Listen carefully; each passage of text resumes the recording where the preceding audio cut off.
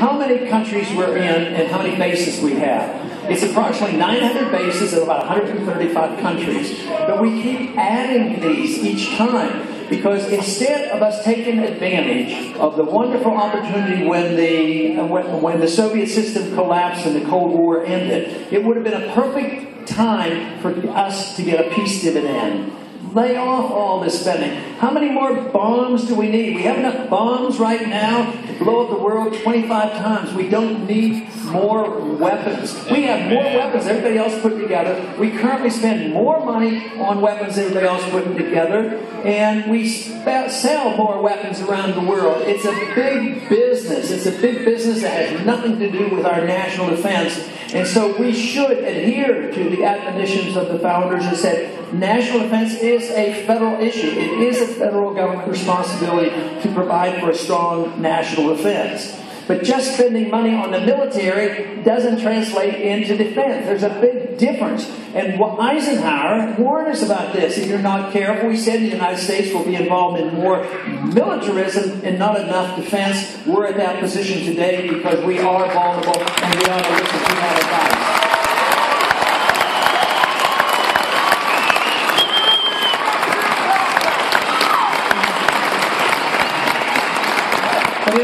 In these last 10 years, we've racked up a lot of debt. We're currently running up debt $1.3 to $1.5 trillion a year. Everybody knows that's unsustainable, even if we are getting away with borrowing and printing money and if the dollar doesn't collapse. It will eventually collapse the dollar.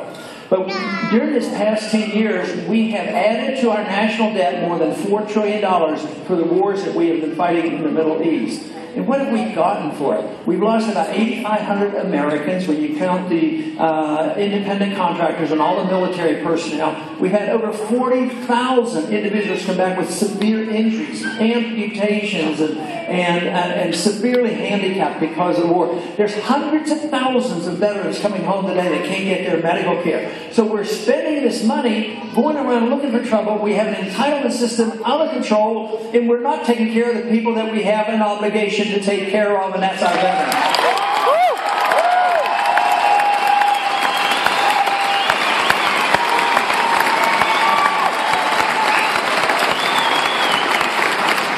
So it seems to me if these wars are unconstitutional, undeclared, and seem to be unwinnable, and they're draining us, and they're hurting us economically, and causing our debt to explode, it mandates that we have to look at this and change our foreign policy before the foreign policy is changed and we have no choice about it. That's what happens to great nations. That's what happens to empire. Usually they don't get defeated by another empire. We did not have to fight the Soviets. They defeated themselves because they had deeply flawed policy and they destroyed their own economy. Today, our greatest threat does not come from us externally. It comes internally, both from our financial condition as well as the threat from our own government for our civil liberties. So we have to look inwardly, and remember the Constitution says that we will defend against all enemies, foreign and domestic as well.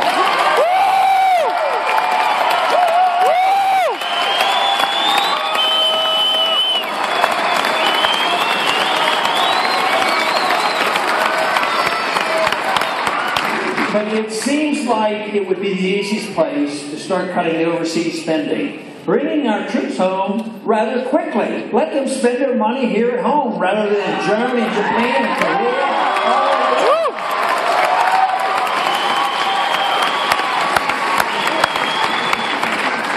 So we could cut a lot of money out of there, but I propose that in the first year we should cut the budget by $1 trillion. How would that be, Chris? Yeah!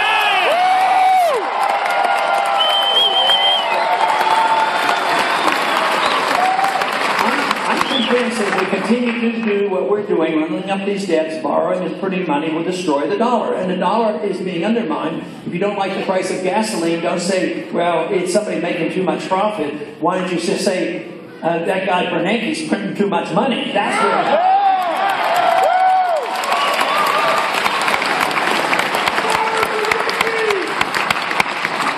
But if we continue to do what we're doing, we'll run into a much more major economic crisis, destroy the value of the currency, there'll be a lot more inflation, and interest rates will rise.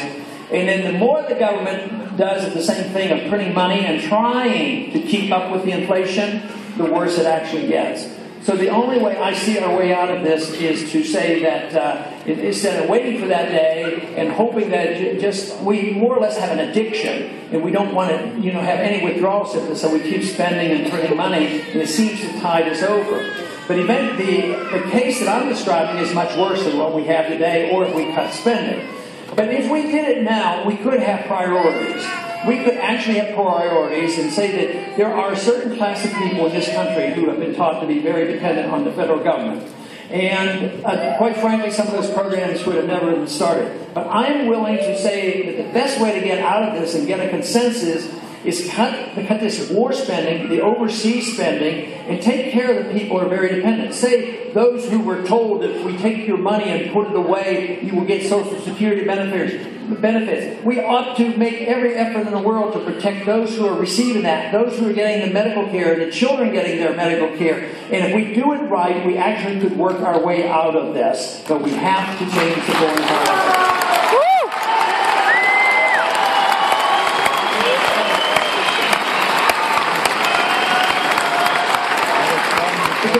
A lot of other cuts. I propose that we cut 5 departments. I start off with, it should be one of the easiest departments to cut out, because there is no authority in the Constitution for the federal government to take over our education. So I'd start with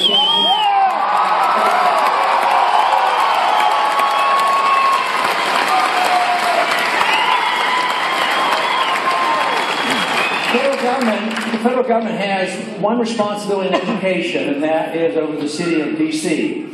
So why should the American people look at the example and look at the ability of the federal government to deal with an educational system? It's probably the worst one in the country, unfortunately. I mean, it has more crime, it has more drugs, a terrible educational system, and very expensive. And every year, the people from the city come to the Congress, well, yeah, we're having trouble, give us more money, and inevitably they get more money. So they're up to about $18,000 per student. I understand if you're in homeschooling, you can educate a child for a lot less than $18,000 a year.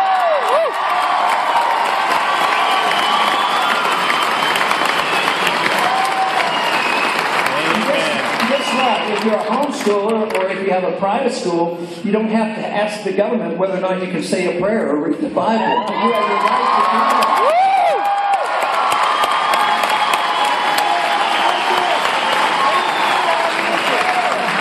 that. Then they say, well, maybe they won't get as good of education. Well, I think that's been disproven. I think people who get private education hopefully do quite well. And then they say, well, you won't get a chance to do well in sports. But I was talking to a football player the other day, and I think he's rather famous now. I think it's Tim Tebow, something like that. Tebow! Of course, most people know that he was homeschooled, and he's doing pretty well for himself.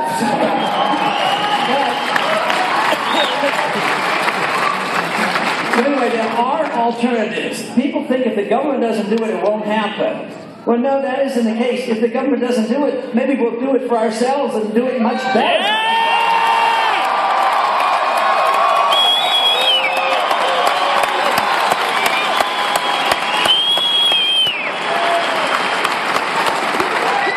People get a little bit nervous when I say I'd like to cut $1 trillion, and those who think that the world would fail if the government didn't spend the money. I said, what's going to happen if the government doesn't spend $1 trillion? What will happen to the economy? I said, it'll get much better. It's going to get much better if the government doesn't spend it. But the point is, if the government doesn't spend $1 trillion, who gets to spend it? You get to spend the money.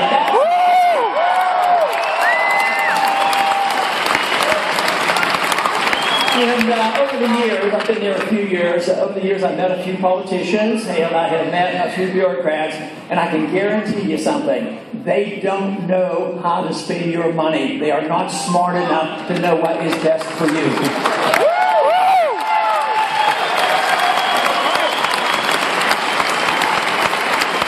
This is the whole again, the assumption that the government should be taking care of us and spending our money is based on the assumption that they know what's best for you. Only you know what is best for you. You make your decisions. If you make a bad decision, you should suffer the consequences. You should have the right to go to your neighbor or to your government and get bailed out. Rich or poor should be able to do that.